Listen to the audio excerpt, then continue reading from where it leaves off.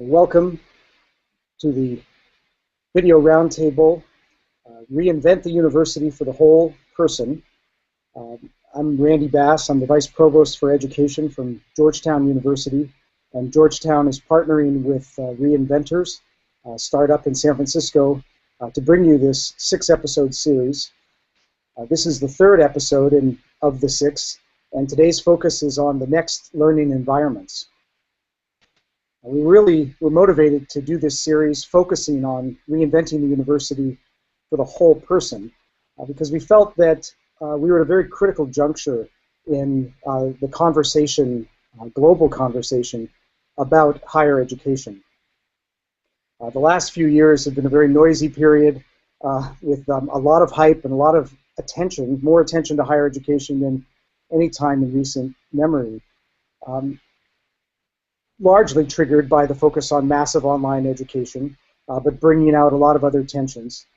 And that discourse in the last few years has really driven the conversation to sort of extreme terms, extreme simple dualisms, pitting online education, for example, or the use of technologies against traditional universities.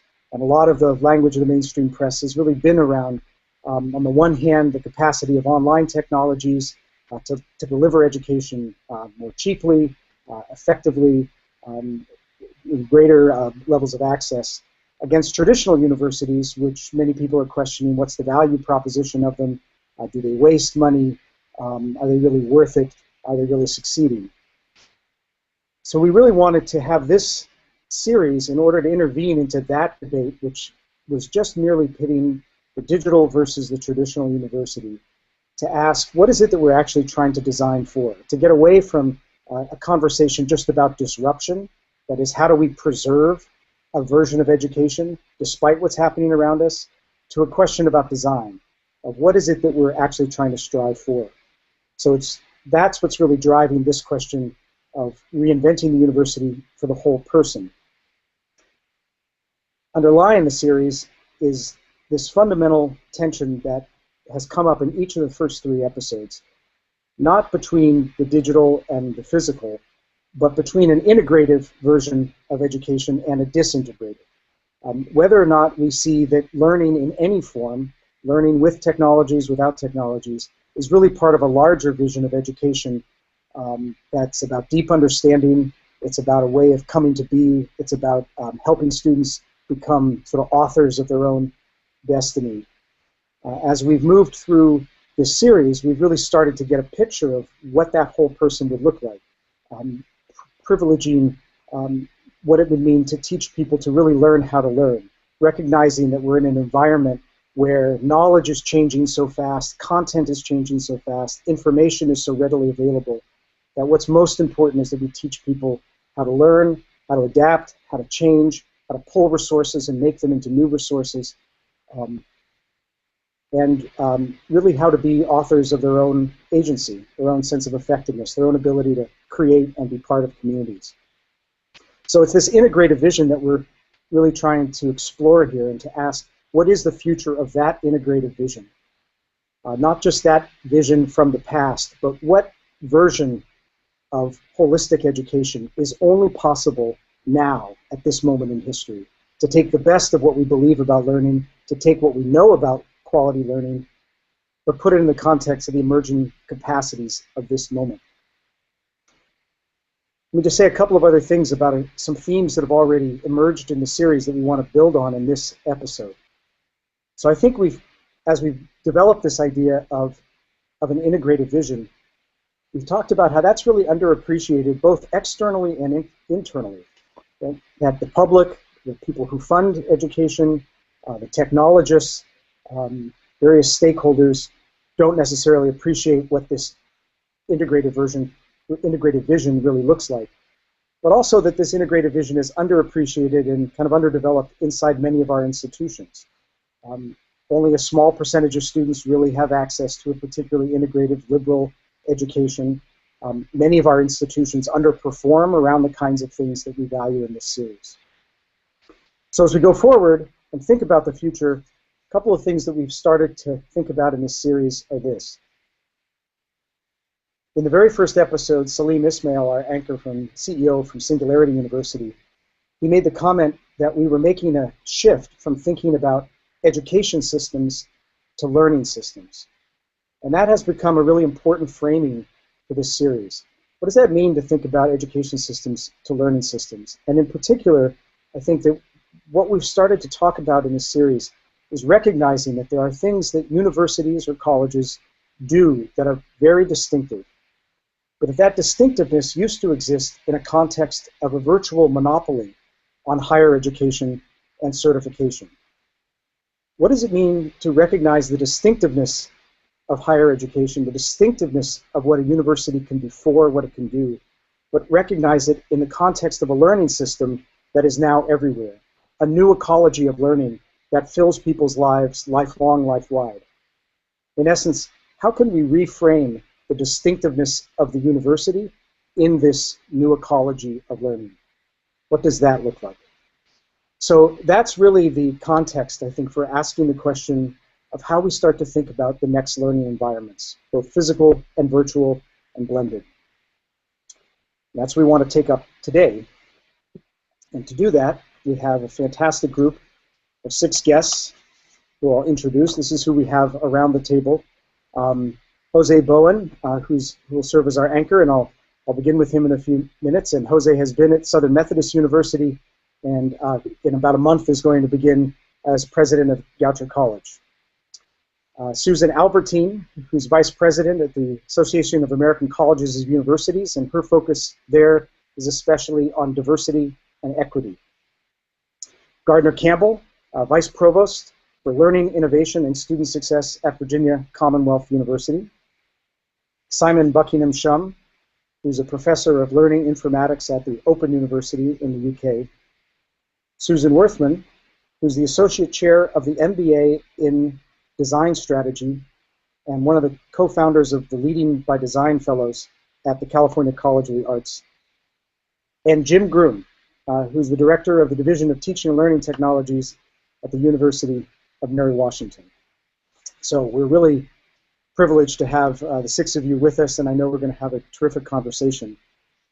And I want to begin by turning to José Bowen to help start us off by asking José to just talk a little bit about his vision of this balance of the technological, the physical, the kinds of things that college and university environments can be for.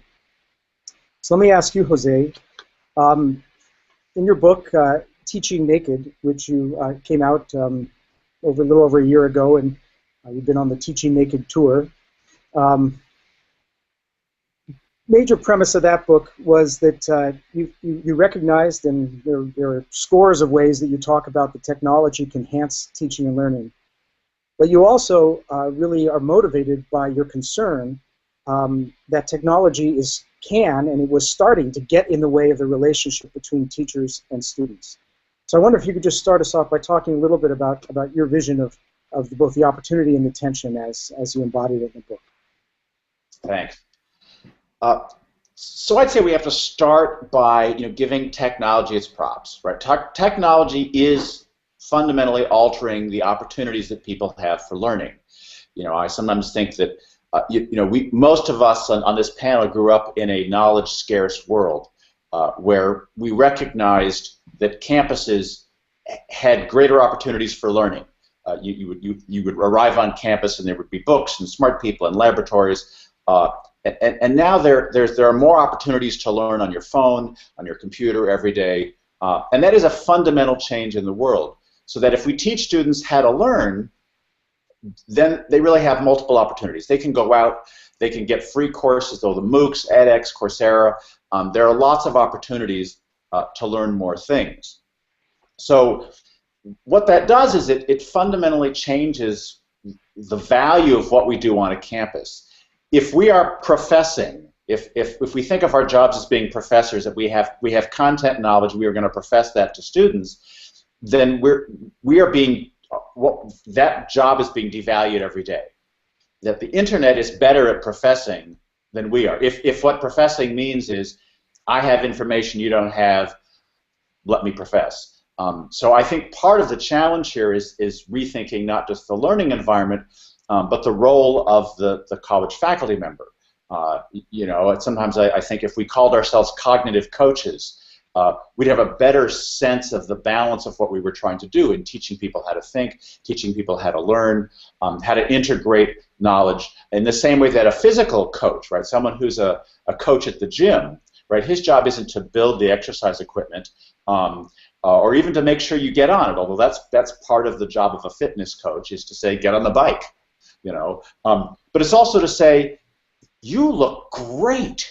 Wow, you've been eating right, haven't you? And say, well, for you probably have done enough crunches for today. It's probably time to do some of these, right? It's to manage your use, so that we now have more internet channels. We now have more free courses, but more TV channels didn't make us smarter.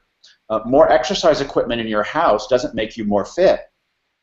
You need someone to manage that relationship. So I think one place we have to start is as you said, to get out of this simplistic dualism between technology good, face-to-face bad, or the reverse of that.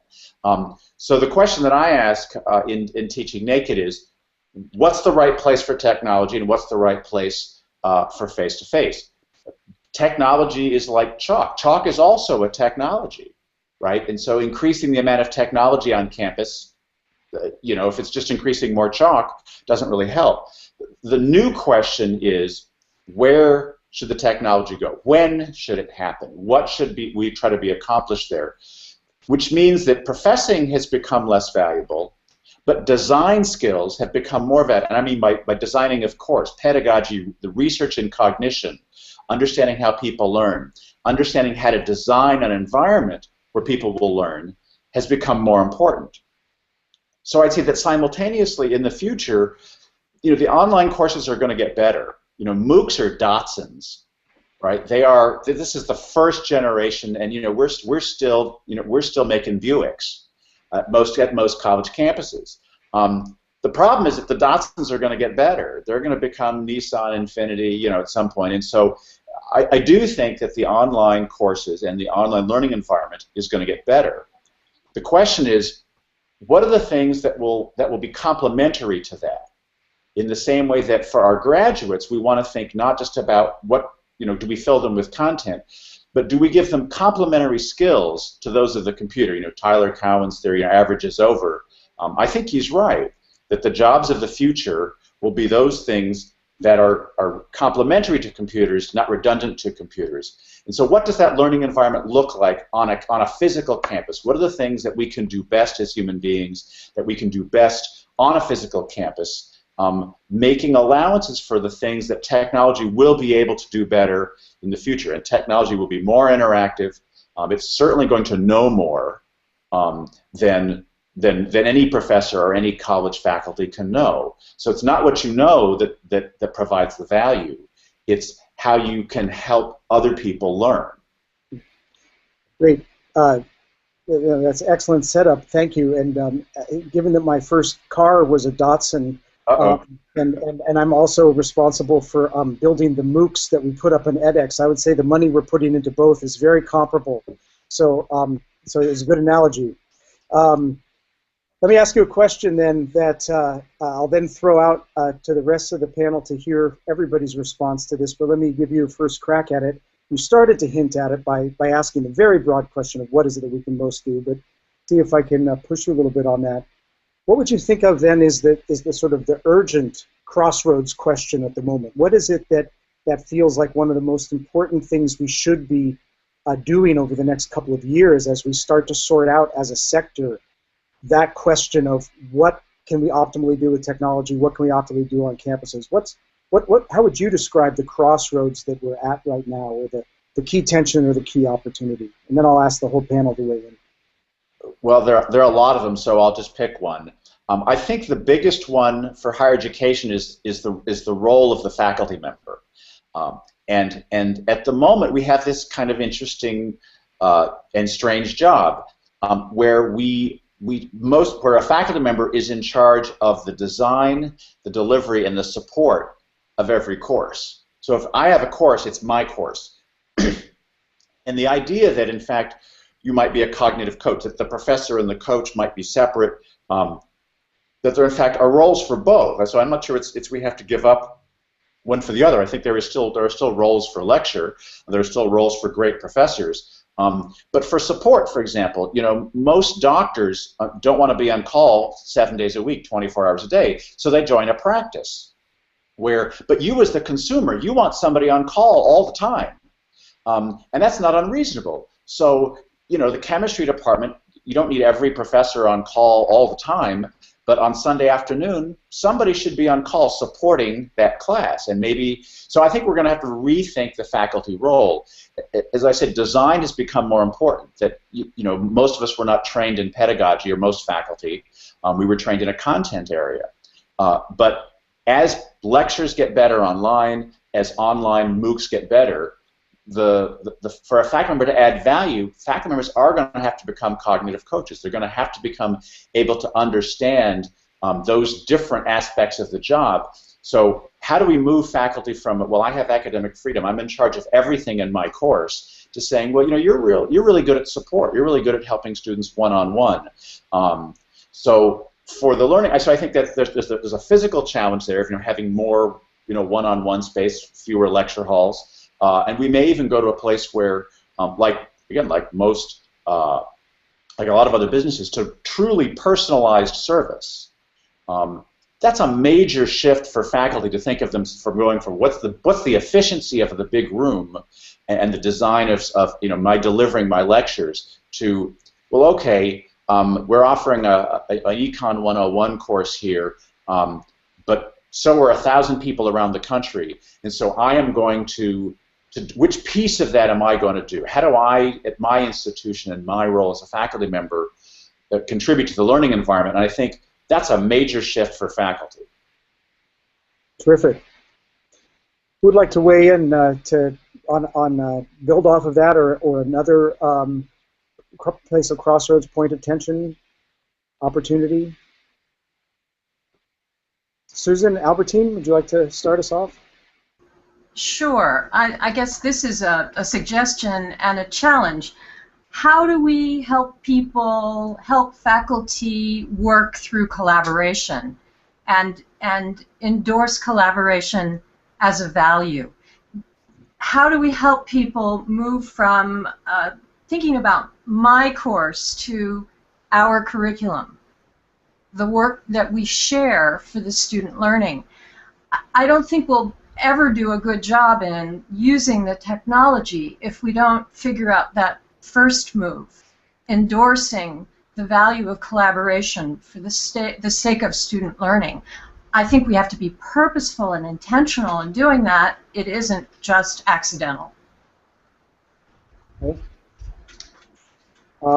Simon, you want to build off of that around collaboration? Yeah. Building off that, really, I think that's part of the big shift that's needed to change assessment regimes. What counts as evidence of learning in the future, I think, will look very different, because everybody, employers and many others, are complaining that the graduates are not ready for complexity and uncertainty. And I think that some of the emerging technologies and how they can be combined with physical spaces help us track the processes that people go through, not just the final products that they come up with, because it's actually the processes that they engage in, the cognitive processes, the group processes, and that's the shift in assessment regime which drives educator behavior.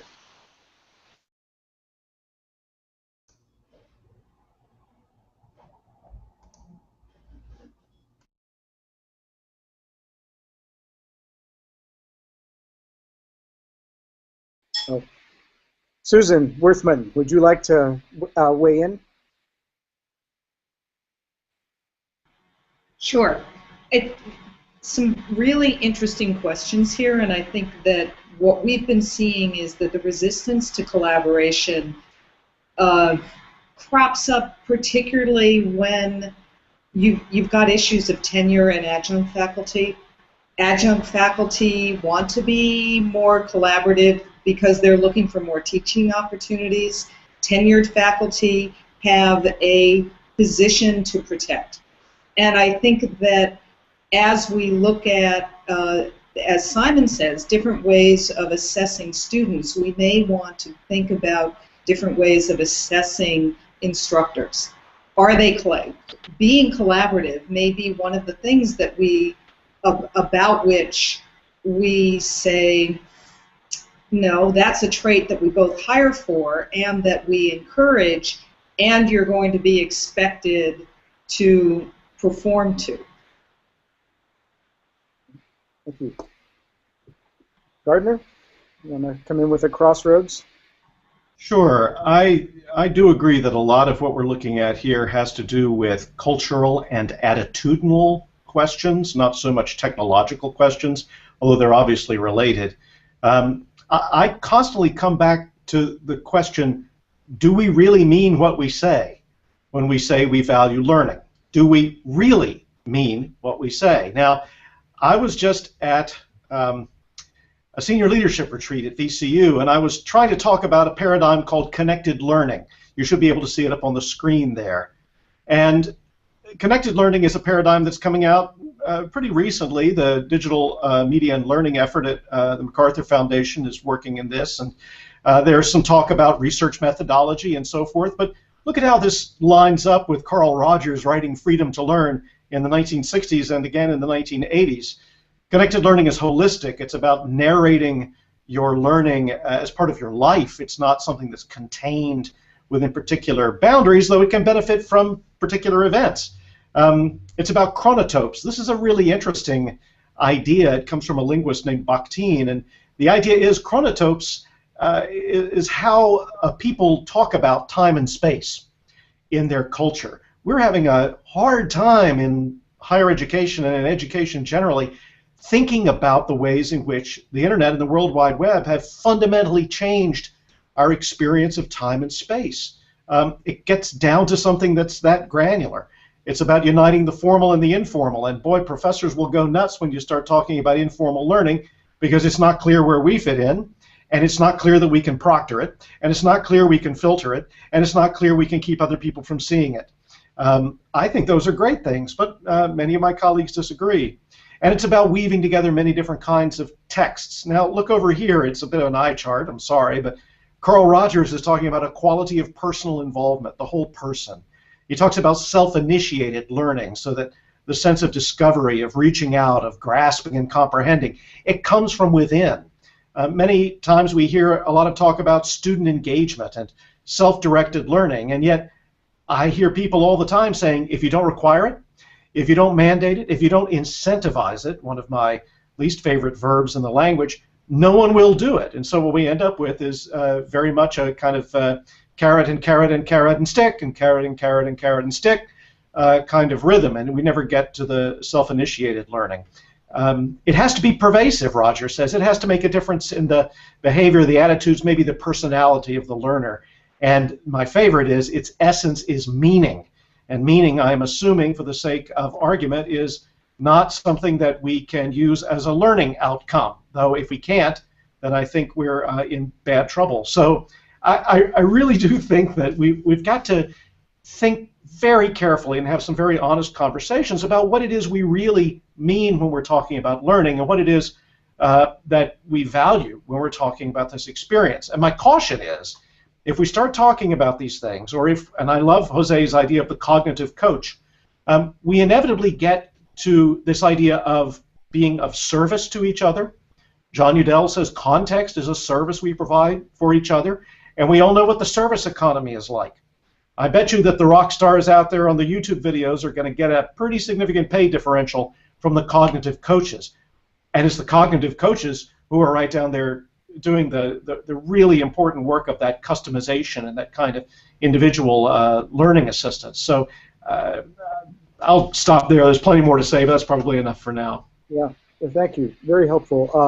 And I think really starting, helping to continue to establish this context of learning as transformational. That does set a very high bar, and in part that's what I was saying, that that the focus on MOOCs and online diverted us from the challenge that we weren't really all about the transformational inside our universities prior to the MOOC moment, that there was not a lot of internal understanding there. Well, and the great irony there is that I know plenty of people whose lives have been changed for the better by activity on the World Wide Web, and yet we don't seem to be able to think in those terms when we're thinking about the transformational potential of the kind of guided learning we can do in a university.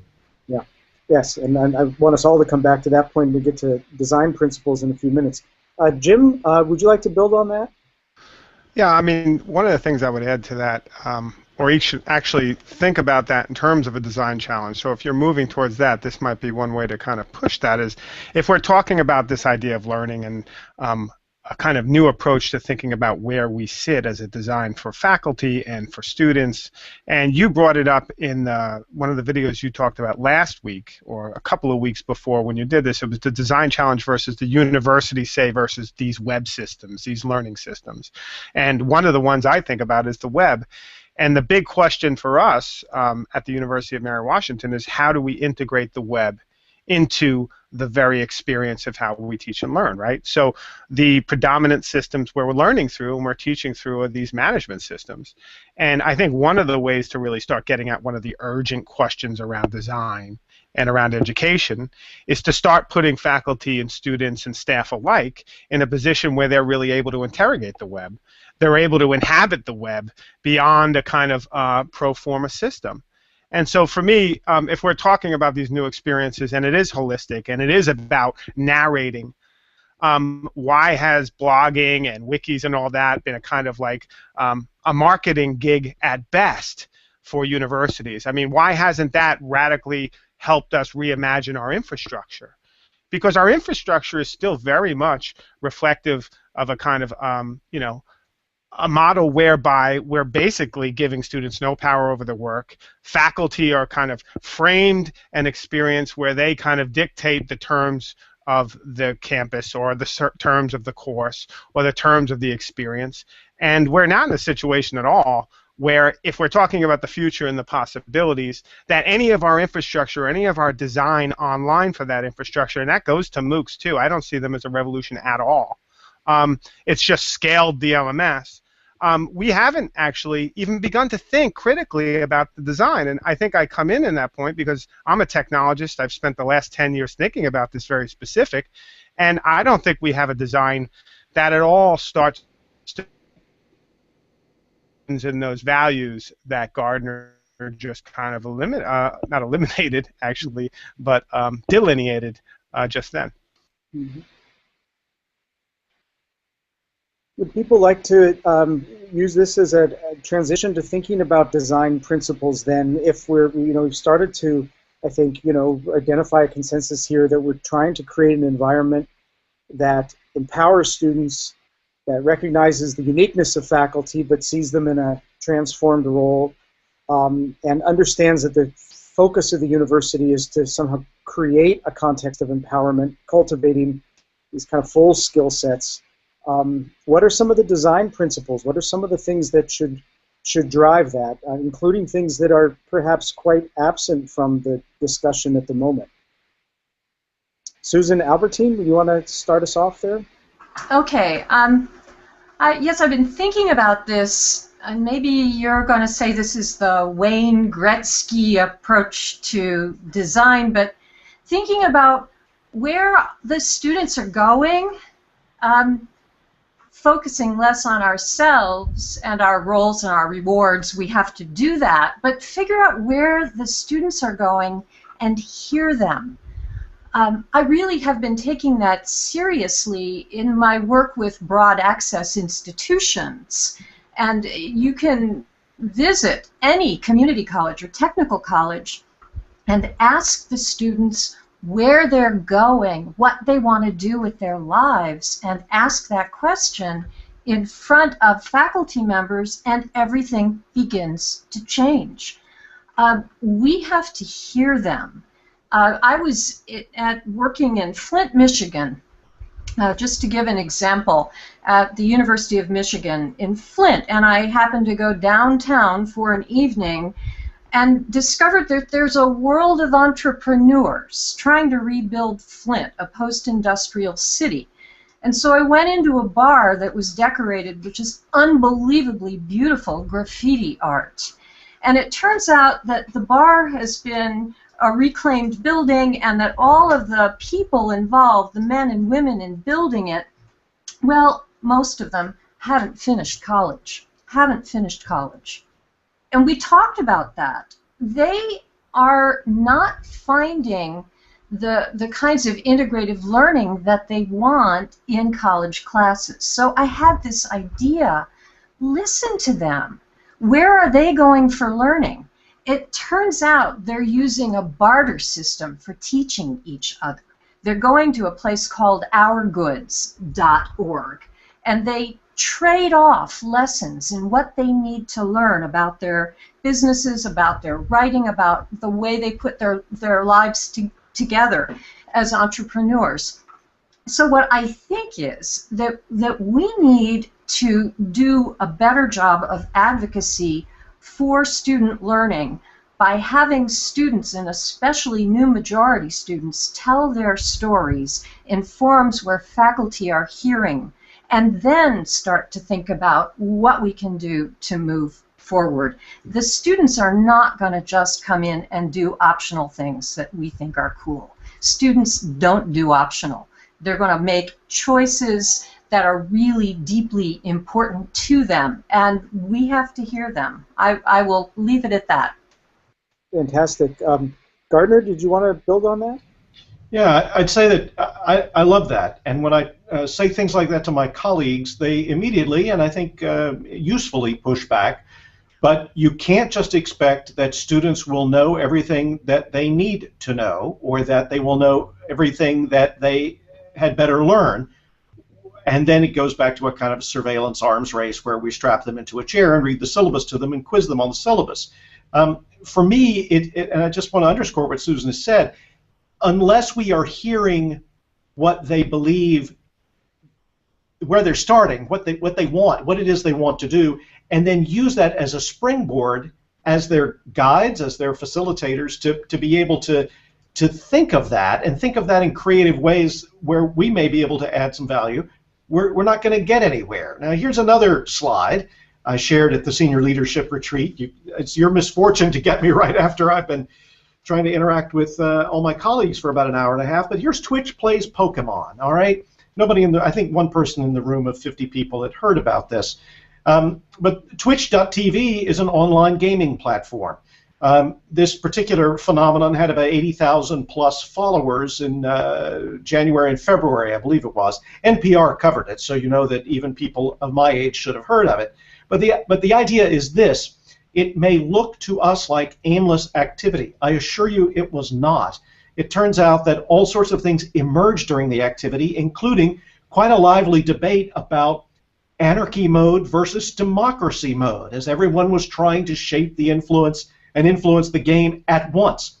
And as they discussed this on a Reddit forum, because the action was too quick to be able to follow easily on the game itself, you read some of this, and of course there's a lot of LOL and haha and all the rest of that, but there's also information on there that sounds like the Federalist Papers. It sounds like people really trying to come to grips with some of these very basic issues about self-organization. And when my son wrote to me and shared with me that this was happening, he said, it's a really interesting and crazy version of society writ small. And when I saw that, I thought, there you go, not a credit hour or a GPA in sight, those people practicing critical thinking without my proctoring. Yeah, that's what I call being empowered to be a learner, if we can simply recognize the value and the worth of what's happening and then be able to facilitate that. I think one question that you need to respond to right now, unless you want to, but I think for all of us is are there ways to harness those kinds of values that students put in, or would formalizing it kill its appeal? No, that's a great question. I'll just say very quickly that I think the key is to empower creativity and be able to bring the learner's own curiosity into a sustained engagement with what it is you're studying and with the creative possibilities for what it is you're studying, and then recognize that what ends up happening may or may not look like a traditional term paper, but you're still able to instill qualities of rigor, to show people what sorts of standards you have. I really don't think that it's a matter simply of trying to be quote-unquote relevant or defaulting to school, but it's going to take some imagination. And it's not a new idea. I mean, the idea that students need to be intrinsically motivated and that you learn best when you're doing what you want to do, I mean, this is the oldest of ideas, but it is true that technology now gives students new ways to create. And so they have other ways to express themselves, and so I think we have to do these things simultaneously. We've got to, again, I can't remember who it was who said, do we really mean what we say? I think it was you. I mean, it was, do we really mean what we say about helping students find their intrinsic motivation? If we do, then we now have to harness all of these tools that they now have to be creators and not just consumers. Absolutely. Well, so if we think about these as we're starting to raise the standards for what it is we want to have happen, let's keep pounding away at this. What are some of the design principles, the principles of the environment, either physical, virtual, or blended, that can help us get at this? Susan Worthman, did you want to weigh in on the design principles question? Sure. I think that one of the things that's being pointed to here is sort of a combination of instruction and construction. I think it's great to focus on students as creators, but they're also explorers. They're also experimenters. They're discoverers. And I think that one of the design principles that we should have for learning environments now and in the future are creating spaces that are not in some ways unlike some of the most creative. Make it like a kindergarten room. I mean, really, truly, if you think about what's in the typical kindergarten room, there is color, there is light, there are a variety of places where a variety of activities can go on. There's spaces for individual play, there's spaces for group play, it cuts across disciplines. If we imagined our physical spaces as having perhaps being like a studio or kindergarten, where there are places where you can that are stimulate creativity, that encourage experimentation, that allow for making as opposed to just thinking, so that making and doing or knowing and howing, and that there is a role for technology in this in emulating that physical environment, and that the guide of the instructor is the facilitator of that, kind of managing that semi-chaotic learning environment to help people focus, to direct the activities, but let it be this experimental place.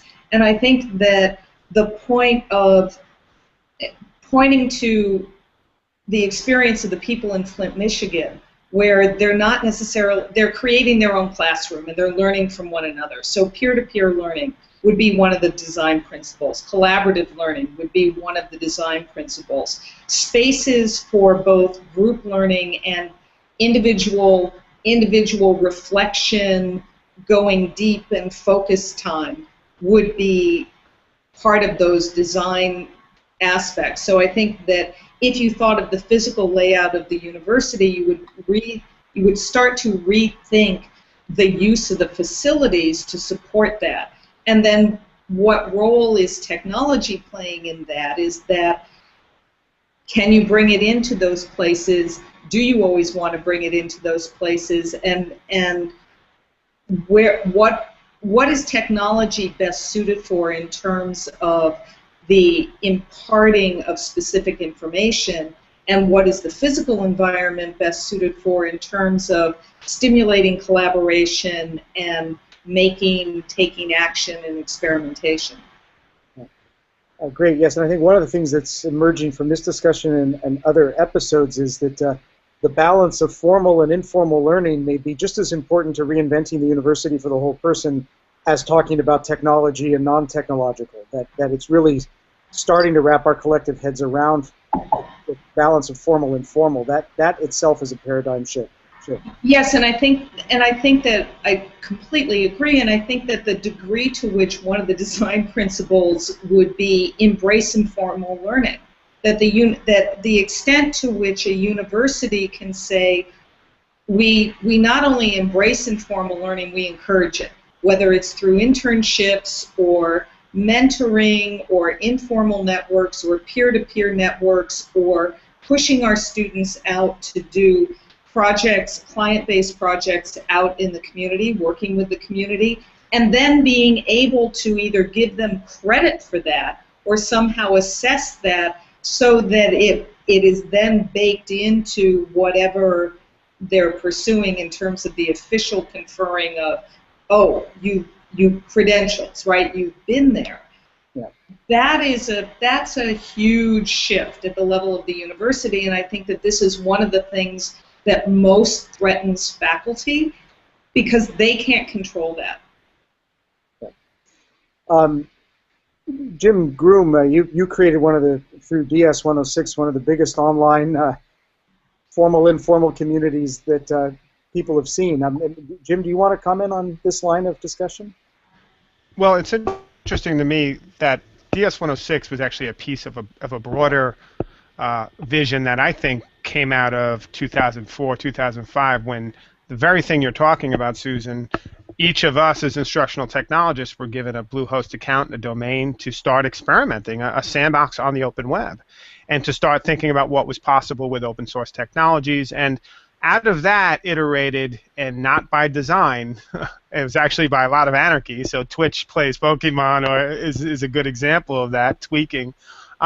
So we were tweaking towards a kind of sense of who we were. And one of the things that came out of it was a blogging platform in WordPress. I would argue this open digital storytelling class called DS 106, which has a lot of great elements to it, participatory assignments. They do a daily assignment that was engineered by Alan Levine, which is amazing. But the thing that for me really struck me about DS 106 was that its architecture was distributed. Everyone was a node on a course network, whether they were a student or whether they were out in the open, and they aggregated into one central hub. And this syndicated approach to teaching and learning, where people manage and control their own sandbox. So you give people their own little bit of, the internet, as Gardner is noting, and that actually kind of creates these networks within networks. And the actual course really did start to mirror the very thing we're trying to get at, is the possibility for connection beyond a particular course at a particular time. One of the things DS 106 did as a course is it broke down the idea of the 15-week course. It was a community because people who haven't taken it could see what's happening, people who are in it could share out, and people who have taken it could dip back in. It had this kind of very longitudinal, horizontal experience that went beyond 15 weeks. The other thing is that it gave birth to a project on the ground that had been thought about for a long time at Mary Washington called Domain of One's Own, which means as of now we can give anyone on campus their own domain and their web host to get at the very thing you're talking about, Susan, which is give them their own domain, give them their own sandbox to experience the transformative moment we had a decade before. And not everyone maybe will have the same amount of, say, experience or luck or transformation, but everyone has some relationship to the web, and giving them the tools to interrogate it is crucial. And the other thing, and I'll end on this, is how does that kind of grandiose, abstract notion of we're all the internet start to link back to physical, localized space? Well, as it turns out, about 8 or 9 years ago, Chip German, who Gardner Campbell knows very well, started a convergence center, basically drew the plans to have this space, which was actually an IT, instructional technology convergence space, which was all about collaboration. Well, in about a month, we move into that space. And so the question is, how does that space start to also represent this notion of the internet, right? The new aesthetic, the whole idea that the internet out there is starting to find its way back into our physical space and constitutively reimagining everything and everyone in some real way and powerful way. And so I'm excited because I can't answer that question, Susan, yet, because I do think it's an exploration about the idea of how we can start using these virtual spaces to deeply reimagine or reinforce or even just redesign the physical spaces in which we inhabit on campus. Because I'm still an optimist. I believe the two are completely dependent upon each other in some really powerful ways. And I would hate to see, in the wake of MOOC mania, to see people kind of discount the fact that that movement, for all its faults, was still, like the internet, a product of the university, a product of a free mind being able to execute and liberate the possibilities, outside of market demands. And so that's still a very kind of a touchy space that is worth exploring and preserving. Yeah. Thank you. I wanted to build on that and connect back to when Susan Albertine was saying that we really have to hear where students are going, which many of the comments have flowed from. And it occurs to me that in addition to creating this sandbox space and giving everybody a little piece of the web of their own and interrogating the web, as you were saying, Jim, one of the things that the internet and digital spaces allow us to do is to hear people in new ways, and in terms of analytics of a whole range of ways. I wanted to ask Simon to jump in here because nobody's thought more about the relationship between analytics and social learning and the kinds of social learning that we're talking about than Simon. So I wondered, Simon, if you want to talk a little bit about what some of the potential is around analytics to support some of these things. Yeah, thanks, Randy. I love what people are saying here. It's a vision of learning that is not new, but which somehow has been crushed out of the system. And what I'm excited about is the fact that things that we care about deeply, which about the ways that people engage with knowledge, about the ways in which they can negotiate understanding, about their capacity to deal with somebody who vehemently disagrees with them, but they know how to engage with them in a constructive way. We've talked about, curiosity. We've talked about questioning. We've talked about people taking responsibility for their own learning.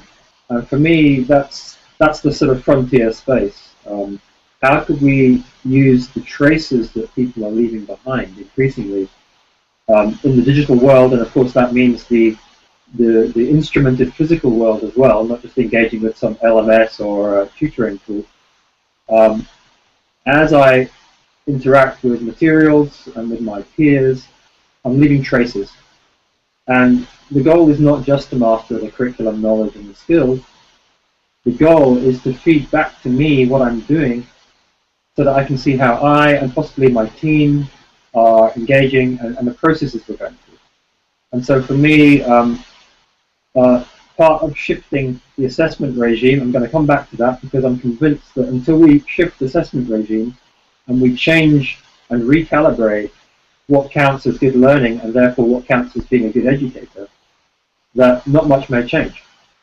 And it seems to me that the new traces that are being collected could provide the evidence base that we need to show what it means to nurture creativity, to nurture curiosity, to build people who know how to collaborate and problem solve.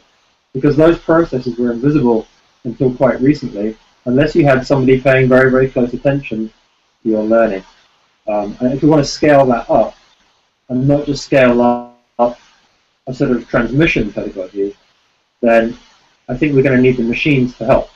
And so coming back to the question of design principles, well, I think one of the design principles for how we orchestrate physical and digital has got to be, are you helping learners gain insight into themselves and take responsibility for their learning and creating intrinsic learners rather than ones who are just depending on some agent to prod them to do the next thing. People who are able to engage in the kinds of academic debate and discourse that we all love to see, but which people struggle to build the skills in. And so it's those sort of social learning analytics which, to me, paint quite an exciting future. We don't know how to do it very well yet, and we don't want to dumb it down, something quite complex, into something which is just some numbers which no one really believes truly reflects the qualities that we're trying to nurture. Thank you. Would others like to weigh in on this, even very speculatively, to think about what is the opportunity here then if we imagine environments in which people can have ownership, people can interact at all different scales, and we have this new, very emergent analytics space or traces space of our behavior. What's the opportunity here? Jose, you want to weigh in on this? You have to unmute, Jose. Simon's right. We're at the beginning of this new space, and the tools are crude, but they're going to get better. So badges is an example of this. That's a kind of proxy. But I think they're getting at something, which is that grades are a mess. They don't tell you anything about how much you learned. At best, they tell you a little bit about the content that you've mastered.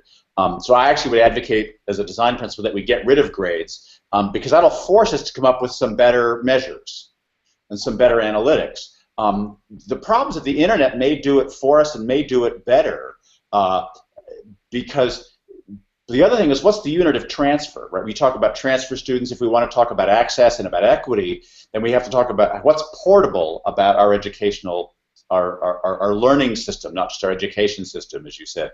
If we're trying to create a broad learning system, then it has to be something portable, which means, and again, the internet, as Gardner's going to say to me before he says it, is that the internet is the perfect tool for this because I can learn something here and then I can take it someplace else and build on it. And so the question is, what is that unit?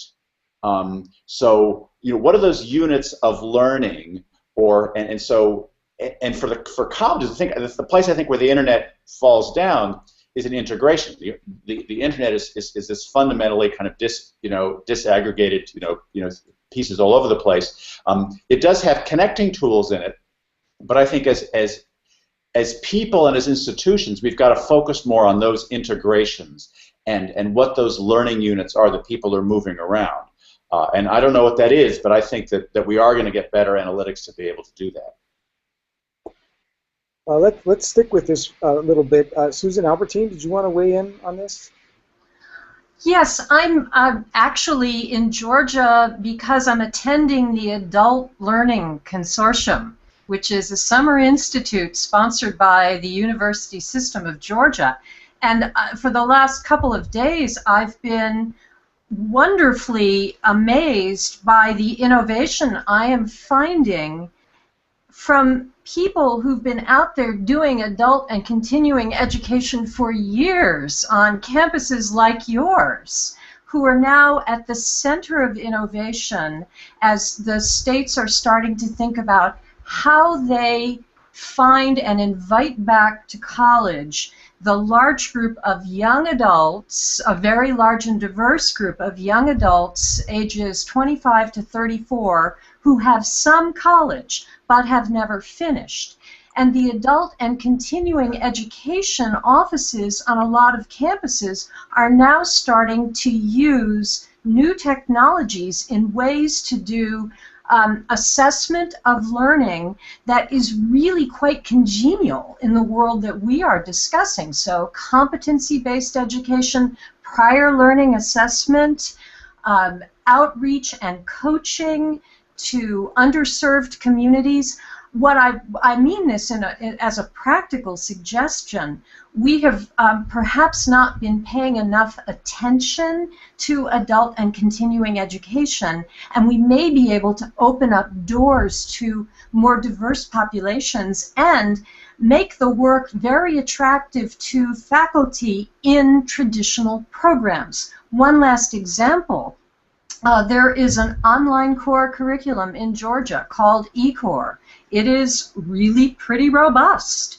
It reaches those young adults we need to bring back to college, and it's pulling in faculty members at, I think, something like 14 of the universities. So I'd simply like to introduce that community into the discussion as we're thinking about innovation and practical design principles and participants in the kind of world that is opening up what we would call liberal learning to more students.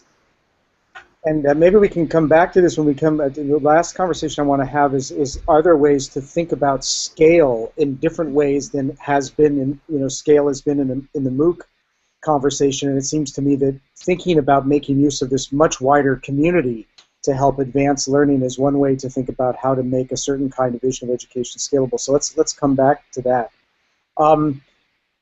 Can we? I want to push a little bit more on the question of grades and assessment and metrics, because it feels as though the regime around assessment actually has a great deal to do with the kind of environments that we build out. I mean, when you think about the LMS environment, was very much, you know, an affordance of a very particular assessment regime and of grading and of things by courses, etc. And so the course management system was really courses managing us as much as us managing courses.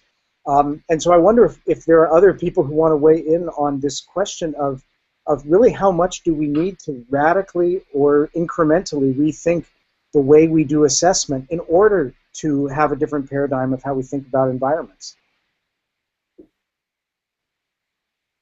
Anybody want to jump in on that? I'll jump in very quickly and say that you measure what you get and you get what you measure. One of the questions lurking underneath all of this is what counts as academic work. If I can give you another screenshot very quickly, I'll show you an assignment that my students did on what I call the meta team, on a course that I teach on cognition, learning, and the internet. Their assignment, their final project, was to give an account of the course to the course as part of our showcase at the very end. And I bring it up because I look at this as something that represents rigorous and sustained academic work. It may not look like that on the surface. It may look like something completely different. But this is a real challenge for us. It's a challenge scholars are facing with things like blogs, things like open access publications. The American Historical Association has been weighing in on this just recently when it comes to blogging and should that count for tenure and so forth.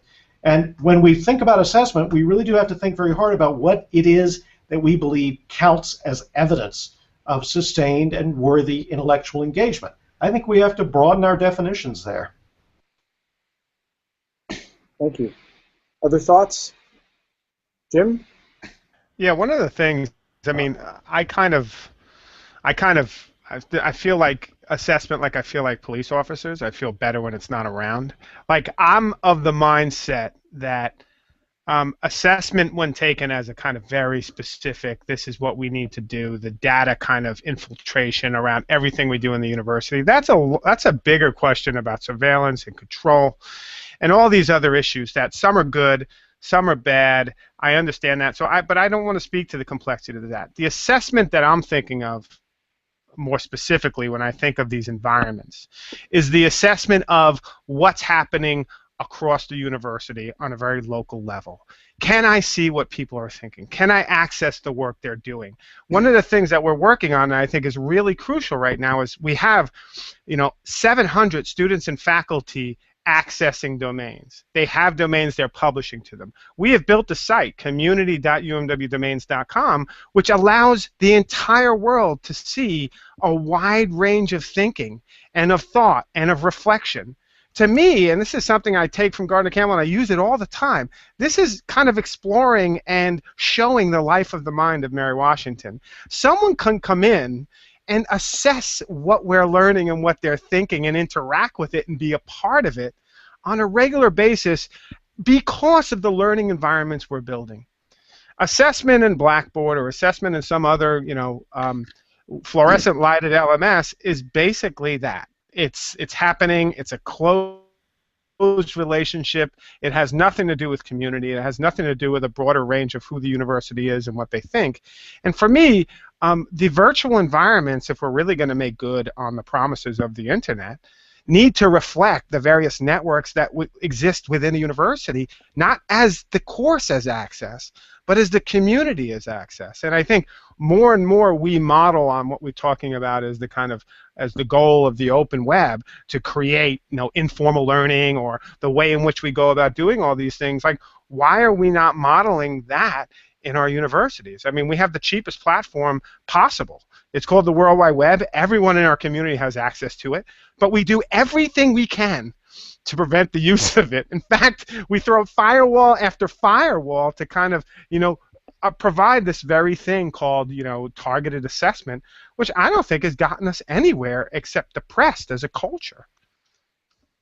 So Jim, there's an interesting irony here, which is that, and I got to say, when I say we got to get rid of grades, I don't mean we have to get rid of assessment. I think we have to get rid of grades so that we can now think in new ways about having assessment, because faculty tend to say, oh, I don't have time for assessment, I'm too busy grading. Right, and what they really should be saying is, I'm thinking about student learning, and so I need to know whether my students are learning. That's the fundamental question. But it's a fundamental question for universities because people are paying us large sums of money, and we're trying to demonstrate, well, what is our value add? The irony here is that, MOOCs, and we're worried about assessment. Internet doesn't need assessment because people are engaged. They're exploring, they're creating, they're doing things on the internet, they're learning things there, and then they don't need proof. They're not asking for certificates or badges because they learned something on a YouTube video. They're just bringing these things together, and so there's a weird kind of irony here that ultimately maybe MOOCs, because they're free, don't need the assessment, because ultimately I'm going to assess you, the person, which is kind of what we're talking about. Are there ways to get at both the cognitive and the non-cognitive parts of what's going on in your head? I'm just going to do a quick response to that, and then I'll let someone else jump in. One of the things, we're a public university. UMW, small, liberal arts public, a real rare kind of oddity. But one of the things I think we should assess our value, speaking directly, is so how much does the work we do here and the knowledge we create and the relationships we frame move beyond our campus? So when you search a term like band art, it's interesting that when you search band art, UMW Blogs provides one of the definitive kind of frames around what that term means. And that was created by students and faculty, Taiping Civil War. We are actually creating an infrastructure of thought and of resources. But beyond that, I think experiences. So when people come here, I think they can assess what possibly they get from UMW based on what we're producing. Right? You assess that Datsun you talked about based on how well it rides. Well, I want to assess my education based on how awesome it is on the web, like how much cool stuff was created, how these people interacted, who they are. I could go to Mary Washington and I can see who those people are. I can get a sense of their virtual sense of learning. And I just think we as universities more generally for the last 20 years have absolutely abdicated our role in framing that as a crucial part of who we are. And I think that's where the assessment question immediately makes us fear the web rather than embrace it, right? It's time, like the Kubrick, how I must stop learning to, worry and love the web. But I didn't say that right. I'm wondering if there are things that I don't know quite how to put this, the internet can learn from universities, right? So we've had a really robust conversation about the kind of informal, participatory, communal learning environments of the web and how universities should be more like them. What is it that universities do at their best, colleges do at their best, that as technologies change and emerge, that we can also be taking into these virtual spaces? What is it that's unique that I don't want to say go the other way because I don't want to keep fueling the binary, but there must be some distinctive things that universities, colleges do, whether it's face-to-face or the kind of signature pedagogies like a seminar that we have valued over the centuries in universities that can also help shape the virtual or the hybrid space. Well, the thing we do best and that really matters for learning are relationships. Right? We often forget that relationships are a prerequisite for learning. Of course, the irony is that the internet's getting better at relationships and better at communication all the time. But traditionally, that has been what universities are. We are collectives. We are communities. And we are built in relationships. And this gets back to that idea of informal learning, that has been a key to our success. Again, we've not really talked about it and paid attention to it, but a reason why universities have been successful is because of relationships, communities, and as the internet gets better at that, that raises a different set of questions. Okay. I want to ask Pete Layton from Reinventors. You really created Reinventors as a kind of pedagogical tool, problem-solving space that you thought was emerging. Do you want to kind of weigh in on this question? One thing, yeah, I would add to this, which is interesting. I spent 20 years in Silicon Valley here, and I've always been looking at what's the next 5 to 10 years. And if you really take the meta trends in technology, one that is just absolutely huge and exploding is video, interactive video, and this group video space. I mean, literally, as of 2010, half the traffic on the internet was video, and now it's expected by in the next couple of years to be hitting 90% of all traffic on the backbone of the internet is going to be video. I mean, clearly this opening up of so much of the world for video. And the other trend that we're getting is this mobility, and not just everything's mobile, but the bandwidth is actually getting extended to these mobile devices. So you're watching 2 huge meta trends that are just totally transforming the technology world and all kinds of other spaces. And you start to think, so much of what I think happens in higher education is in that mentoring, that face-to-face mentoring, that kind of seminar work where you're really complex conversations, very nuanced things that are really going deep. And these are the things that you couldn't do through the typing, yet you really couldn't, or it's harder to do through typing, or longer to do through typing. There's more room for distortion or misunderstanding. And I think what's interesting now is you're watching the visual extension of the web. And not even just the web, just thinking of the internet is now essentially opening up these worlds. And I think this is a good example here. We're in the super early days of this new video platform here. And yet here we are pulling people from all over the world. We've got, London, we've got the East Coast, we've basically got, the Deep South and San Francisco here. And we're pretty fluidly going this. Now, push it out 5 years and, you're going to just have almost super seamless connection like that and be able to have 150 people doing this pretty well. I'm just thinking, when we really think out of that extension of the physical space into the virtual, there's this kind of melding point, this middle row space here of video that I think is going to be a great connector and actually going to allow either to unbundle the university or bring much more of the internet in, however you want to think about that. Anyhow, that would be the way I would kind of frame the technology, physical, at least throw that into the mix here as we think out about the future learning environment. Mm-hmm. Jim, did you want to build on that? Just a quick thing. I've been doing some World Wide Web, that transition. I'm teaching a class called the Internet, and I'm very interested in that transitional period between the early 90s and 95, 96 when the web goes commercial. And an instructional technologist at the Honolulu Community College wrote an early web zine called Entering the World Wide Web, a guide to cyberspace. And his name is Kevin Hughes, and he's actually in the World Wide Web Hall of Fame. He's the person who came up with the idea of a museum, an interactive museum, and he did that at Honolulu Community College. It's awesome stuff. But one of the things that occurred to me in his guide is just how much web culture was defined by educational institutions. Just how much of North America, the people who were on the web, were at educational institutions that had everything to do with access. But if you go back to the late 60s, or even throughout the 60s through the 70s, with the definition of the protocols and the request for comments list that made those protocols, so much of the culture of the internet, I would argue, was defined by higher ed. BitNet in the 80s, which was a link between Yale and CUNY. So it's interesting how much of our culture that we're talking about we kind of have, I think, given over to Silicon Valley. Look at Silicon Valley. They're showing us how to use the web. Aren't this amazing? And we've made these relationships with vendor after vendor, and we've given away our soul to the very thing we created.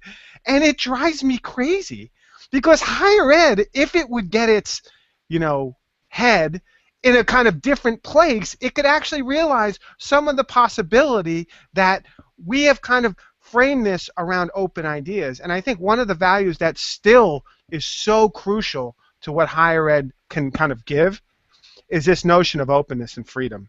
And I'm not saying that higher ed's always been open. There's the ivory tower and those questions. I'm not trying to whitewash the history.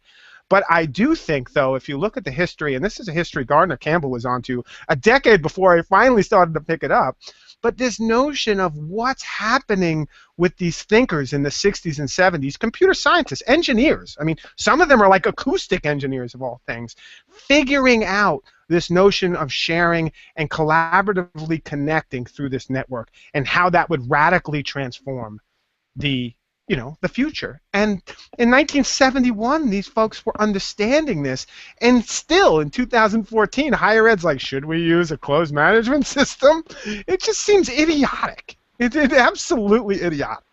Well, I think that one of the things you're pointing to, Jim, is the fact that it was something that Susan said in the back channel, which was, we don't in universities now own the very thing that we're good at. We sort of said, oh my God, technology's coming, our lives are going to end, rather than going, wait a minute, we were good at that, we were using it, we were driving the internet, why are we so worried now?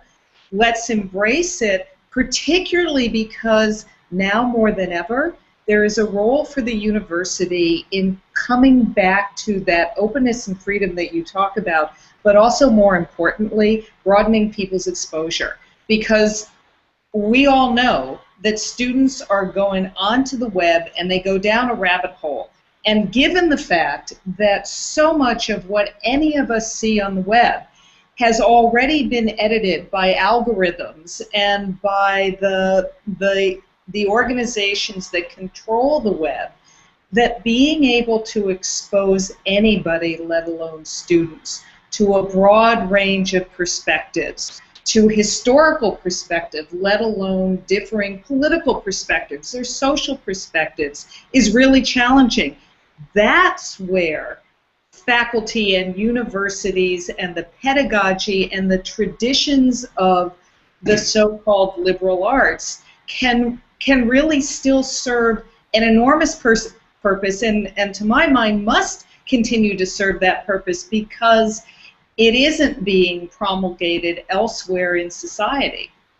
And I'll just one point to that, and then I'll let someone else talk finally. But your point also gets to the larger, like, sage on the stage versus guide on the side, and this reevaluation of faculty. There's a lot of good to have it, but there's also, if you look at the makeup of tenured faculty in the general population, there's a lot of negative. And the MOOC as a kind of attack on tenure and attack on some of those freedoms cannot be undervalued as an approach and a tactic. And so I get really scared when people are kind of introducing MOOCs and this technology is, transforming. I hope it doesn't transform the faculty into completely adjunct, for hire guns, because I don't think that will be good for anyone, particularly our culture. Well, no more so than contract labor within organizations is really good for the organization. I mean, that we can't. Peter's reminding us to remember the whole person. I don't think that we can continue to treat people as temporary, whether it's in teaching positions, whether it's in working at organizations. We can't be temporary learners. We can't be temporary participants in society. We need to be wholly participating, full-on, committed. So the extent to which universities can encourage students to be committed and lifelong learners, and to Susan Albertine's point, bring back people who may have started on the learning journey but dropped out, bring them back in and say, no, your learning hasn't stopped yet. Go backwards to K-12 to encourage learning and how to learn at that level and say, okay, here's the whole person, the whole journey in life. Foster that commitment, that collaboration, and let higher education be the driver of that by embracing the technologies and being kind of a shining beacon of, hey, this is how we need to do it, folks. You can't be a temp worker. We can't just use adjuncts. There is a place for aggregated and knowledge, as well as building experience and building knowledge. And here are places where there are people who have gone before that can impart valuable lessons and work collaboratively with people coming in to create new knowledge. And that actually should be the purpose of higher ed. It should be a driving purpose within companies. It should be a driving purpose within society. Sorry, I put my soapbox away now. But Susan, there's a lot of what you said, which I agree with, but which is also in a lot of ways a real indictment of higher ed. I mean, you ask, why didn't we embrace, the internet? And because you're right, in a way, here's this open forum for exchange of knowledge and discovery, but that's partly because what academia has become about, control. I mean, we have all of these systems, semesters, tenure, grades, courses. I mean, all of these things that don't have anything to do with learning necessarily, that are just things that have become tradition. So we are the keepers of tradition. But go ahead. We become so enamored of all of these things that we kind of lost the thread here, and the internet came along and kind of took it from us. Let me try to. Go ahead, Susan. Do you want to? No, go ahead. Okay. Let me. I mean, I think this is a really incredibly sort of fertile point to let me tee up just kind of our home stretch question here, because I think it is kind of a whole paradigm shift that we're talking about. In a sense, we're talking about it's a paradigm shift way of thinking about how we deliver what we deliver by preserving the things that we most value. There are several things that have come up the last few minutes, and I want to kind of toss that back to the group that feel like they're essential principles. One is that universities are good at a kind of inquiry or kind of depth that is rare in our society, perhaps a kind of interdisciplinary inquiry that, as someone said last week, maybe the sole institution in our society that can bring multiple disciplines to bear deeply around a complex question. Universities at their best are very good at helping to preserve and introduce people to a sense of uncertainty, as someone said last week, and I think was implied by many of your comments, and that the internet, although it can have serendipity, etc., is increasingly evolving to a place that's erasing uncertainty. And then a third thing is that universities can be places where we help construct engagements with diversity, of working with people that are very unlike ourselves, whereas in those informal environments we can, if we want, just gravitate to being with people who think like we do. And then I'd say the fourth principle, implied by a lot of what you were saying, is that learning is not granular. Learning is about an arc over time. Learning is about an unfolding process. And that if what we're attempting to do is to educate people within structures so that they can continue to learn without those structures, then that's where the balance point is, I think, between what is the universities can do and these larger learning systems. But it's the arc of learning that's just as important as the moment of learning. So as we think about these things that you've all said and kind of thinking about these principles, I'm wondering if we can take the last few minutes to think about the opportunity here, especially to kind of deconstruct the concept of scale, right? Under the MOOC regime, the brief 3 or 4 year MOOC regime, scale was about broadcast, or a combination of broadcast and self-paced learning through machine learning. How might we kind of deconstruct this notion of scale? Ways to scale intimacy, ways to scale empowerment. What are the opportunities here that you all see as we think about what we've been talking about that can give us new principles by which to think about the environments that can have give access to very large numbers of students? Who would like to weigh in to help bring us home here? Well, okay, maybe I'll throw the wrench in it. I'm not sure it's scalable. It's a little bit like grocery stores, right? I mean, we have chains of grocery stores, but ultimately, until we can beam food into your house, you're going to have to go and get grocery stores. So, if I'm a gas station, I'd be worried about electric cars because I don't have to go to the gas station anymore, and I can get electricity in my house. And so, if education is scalable, if this is a shift where we're going from gas cars to electric cars, then ultimately the petrol stations are going to go away. If in fact what we do is fundamentally personal and local, then A, we get to stay around, which is good, but it's also not scalable in the same kind of ways. And again, that would be great news for our high tuition and et cetera, et cetera. But I think that only works if we fundamentally change what we're offering. And again, we started with professing and content, and that is scalable. If what you're doing is lectures, then bigger and bigger lectures and MOOCs will do that better and better, I think. Integrating learning, understanding the people. I sometimes say to people, there may be some professor, in a suit from Yale, giving your economics lectures, but he doesn't know your students. He doesn't know what motivates your students. He doesn't know the analogies that will best work with your students. He doesn't know what your students are afraid of today or what sports teams they like. As faculty, we've tended not to want to do that, not to want to get customized and personal. But in fact, that may be where the value is. Again, the whole person, thinking about all of the integrating of all of these things into you as an individual is a place where we can add value, but it's not scalable. It's the opposite. Okay. Susan Albertine. Sure. I was just thinking about my N of two. My two own children who are in college right now, and their online identities, which are a complete mess in my view. No one has really been helping them figure out how to be themselves in the world of the internet, to negotiate the social media, to prepare a portfolio that they can take out into the world to show who they are.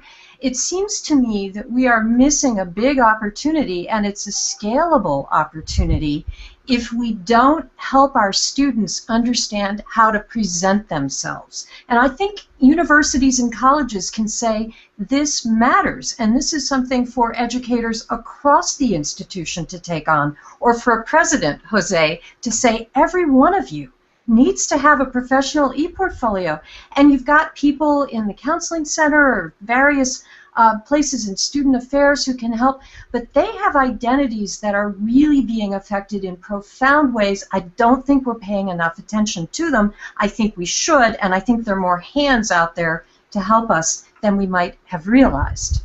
That was a bit of a soapbox, but it is when you see your kids not quite getting there and you want them there, you can feel motivated. Well, we're in the last 10 minutes. The soapboxes are allowed at this point. So, very appropriate. Simon, did you want to weigh in on sort of the role of analytics in thinking about this question of rethinking scale or scale vis-a-vis personalization? Yeah, okay, so on the scale thing, well, I mean, I'll take us back to Doug Engelbart. I mean, society faces complex, urgent challenges, and they've just got worse since he was writing in the 60s, right? So you want authentic learning, you want engaged people who feel like they're making a difference, you want to value curiosity and people working together.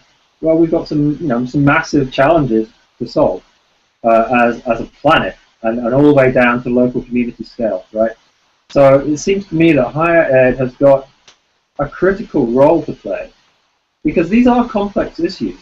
There is wisdom out there, there is wisdom on the web, but there is also a huge amount of knowledge and some, very advanced techniques and very detailed understanding of some of these phenomena that is in the academy. And the point is really to make that boundary porous. So for me, the key question around scale is, how do you harness the collective intelligence of the kind of knowledge that's in the academy as well as the kind of knowledge that is out there, where people are the world experts on their local community, they are the world experts on their experience of the world, but they're not the world experts on many other things. And that to me is where collective intelligence and many of the qualities that we've been talking about kind of come together under the scale banner. Okay.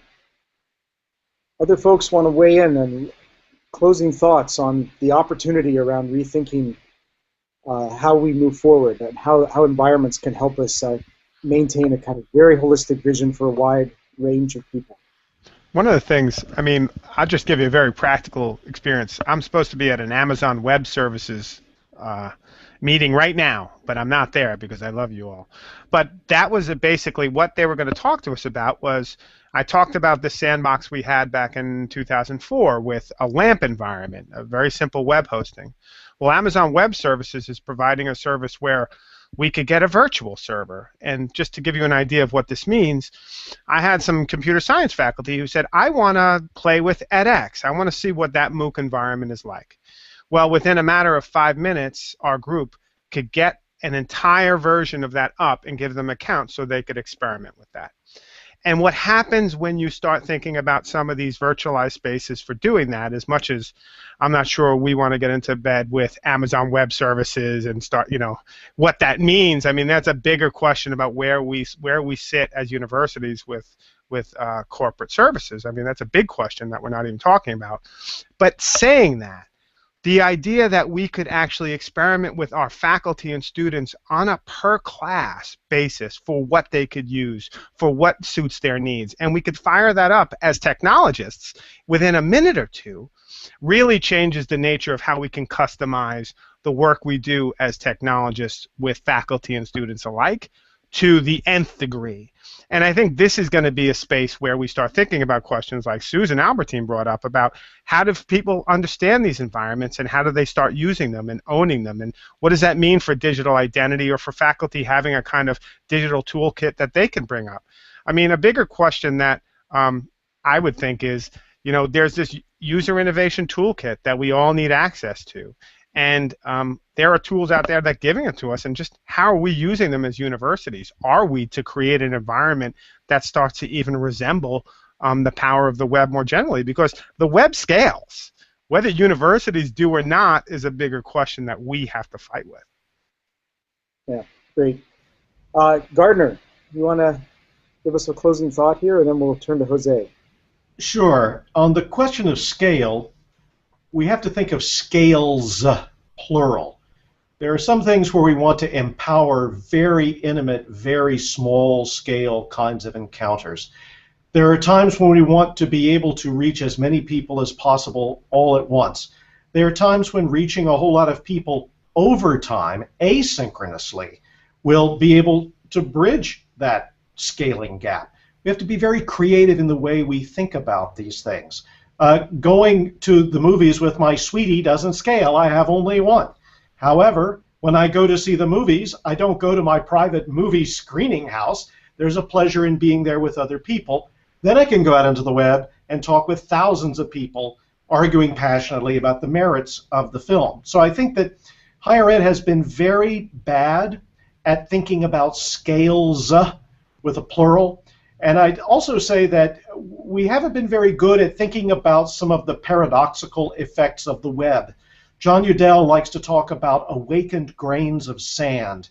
There are peculiar properties of the web in which you can start off on a very small scale, and then within a month, 2 months, depending on the architecture of participation that is either around you or that springs out of your efforts, you can find yourself auto-completing in a particular region because of something that you've done and other people have linked to. There's a way in which we can modulate scale in very interesting ways where one blog post seen 1,000 times can suddenly begin to take on a life of its own, and we need our students to be able to understand some of those paradoxical powers as well. Good. Susan Albertine, you want to jump in? One of the last words? Yeah, my last word. I think that we have a wonderful opportunity, a great occasion to help all students figure out how to use the web to explore the purpose of their lives. And that's something we have done so well for a smaller number of students, but we now have the means to do that for more students. And I think that's the most important way to go. Great. Thank you. José, a final thought on the opportunity before us. Well, this is a hard one. If we were to start from scratch today and say we want to create a university, we wouldn't create what we have. We'd probably create the internet and some other kinds of things, right? We might actually start in a very different kind of place. But we've made this massive investment in systems and semesters and degrees and buildings and all of that, and so that changes the problem in a sense.